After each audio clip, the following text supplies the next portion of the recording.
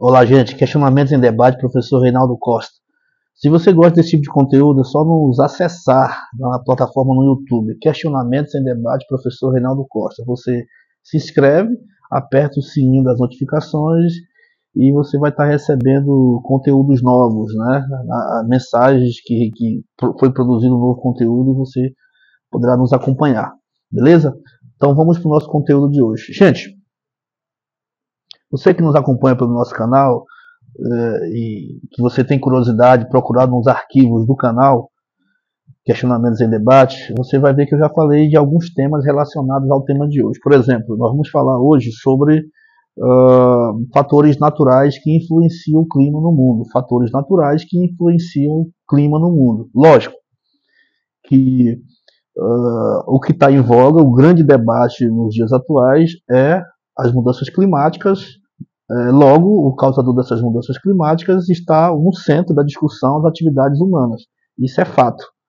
Né? Inclusive, nós já temos um conteúdo novo falando sobre a COP30, né, que vai acontecer ano que vem aqui em Belém do Pará. E eu coloco muito bem essa questão como centro às atividades humanas. Então, quando se fala em clima, mudanças climáticas, óbvio, tem que falar da Revolução Industrial, da primeira Revolução Industrial, a forma de se produzir, emitindo a queima de combustíveis poluentes, queima de combustíveis fósseis, emissão de gases, né, como por exemplo o CO2, o gás metano, etc, etc. Então, mas hoje o nosso conteúdo ele vai focar basicamente nessas questões, fatores naturais que influenciam o clima no nosso planeta. Primeiro passo, primeiro ponto que nós vamos falar, primeiro fator, altitude. Né? Altitude, o próprio nome está correlacionado, está relacionado à altura, né? Então, a referência é o nível do mar. Então, os locais onde há maior altitude tem um determinado tem um determinado tipo de clima. Não é, então, gente, fazendo um contraponto aqui, é interessante entender a diferença entre clima e tempo. Tempo é aquele estado momentâneo. Agora, nesse momento, o tempo aqui onde eu estou está nublado, com pancada de chuva, um clima agradável. Até acredito que está em torno de 24, 26, 28 graus no máximo. É um clima até agradável. Esse é o tempo. Daqui a algumas horas, mais tarde, com certeza esse tempo pode mudar. Então, o tempo é o estado momentâneo. O clima é diferente, né? O clima é como que se comporta genericamente, né? Basicamente, como se comporta o clima naquela área, naquela região, naquele estado, beleza? Resumidamente é isso. Então, vamos voltar aqui. Então, a altitude, ele é um fator importante que influencia o primeiro ponto, primeiro fator, altitude. Locais baixos, né? Locais acima de um determinado, acima do nível do mar, no nível do mar. Então essas referências aí também é um fator importante para que influencia na questão do clima naquele ambiente, beleza? Outro fator importante, vamos para o nosso segundo fator de ordem natural que influencia o clima no nosso planeta, a latitude. Todos nós já vimos, né, na escola, os professores de geografia principalmente ensinando a questão da latitude. A latitude, para efeito de entendimento, a nossa referência é a linha do Equador. A linha do Equador é aquela que passa no centro, na posição horizontal do nosso planeta. Está a 0 grau. Então, no momento que aí tem abaixo o trópico, né, os trópicos, né, os trópicos de Capricórnio, os trópicos de Câncer, e vai se afastando. Essas linhas vão se afastando à medida em graus. Certo? Então, as áreas próximas aos trópicos, né, que eu já falei aqui, eles recebem mais insolação, mais energia solar. Então, essas áreas localizadas mais ao centro do nosso planeta, que recebem mais incidência de raios solares, logo recebem mais energia,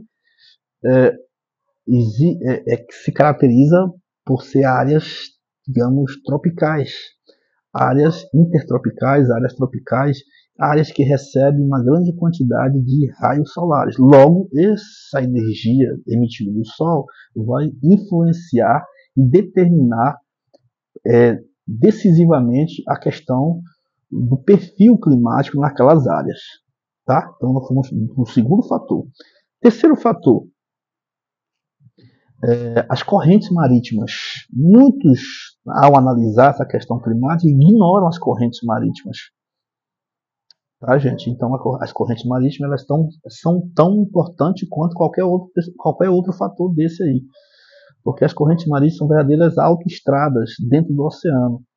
E elas são importantes para o equilíbrio climático no planeta. Certo? Então, essas correntes marítimas, gente, existem as correntes marítimas, que nós sabemos que nós temos basicamente os oceanos Índico, Pacífico e o Atlântico, né? Atlântico, Índico e Pacífico. Em todos esses oceanos há uma circulação intensa de correntes. Essas correntes também são importantes para a formação, sabe de quê? De outro fator. Ao falar de correntes marítimas, das correntes marítimas, nós temos que falar de outro fator também, as massas de ar. Olha só, não podemos falar de uma coisa sem abordar a outra. Está interligado. Então você tem outro fator, o quarto fator, as massas de ar que se formam. Então existem massas de ar que se formam em áreas mais frias, né, em áreas polares, e existem as massas de ar que se formam nos trópicos, né, nas áreas intertropicais, nas áreas próximas à linha do Equador, que eu já falei aqui. Observe que uma coisa está conectada com a outra. Onde há mais incidência de raios solares, há maior evaporação da água. Ou seja, a água flui, evapora, ela sai do seu estado líquido e passa do estado gasoso formando nuvens. Quando estão pesadas, elas transbordam, se precipitando, o que nós chamamos de chuvas. Então, as áreas onde há maior incidência de chuvas, com certeza, são as áreas que recebem maior calor, ou seja, as áreas intertropicais, as áreas polares, as áreas tropicais, equatoriais, próximas à linha do Equador, na área central da Terra. Certo? Também há massas de ar também que se formam nas áreas polares, nos polos da Terra, nas áreas mais frias, né? Então, o que acontece? Outro fator. Essas massas de ar, quando se formam, tanto de um local quanto no outro, nas áreas equatoriais quanto nas áreas polares, aí é um outro fator, os ventos. Né?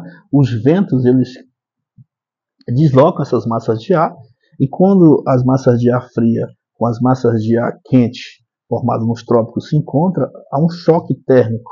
Então esse choque causa a que nós chamamos de precipitações, as chuvas, né? No nosso caso aqui, no Brasil, a chuva mesmo, né? Mas já pode acontecer também neve, né? A questão, por exemplo, o granizo, chuva de água no estado sólido, granizo, a neve, as chuvas no estado líquido, né, que nós conhecemos, entendeu? Então isso é derivado desse choque térmico, das correntes de ar que se formam tanto em um local como no outro, no nosso planeta. E os ventos responsáveis são os ventos, e os mais famosos deles são os ventos alísios. Olha outro fator importante, gente, os ventos alísios.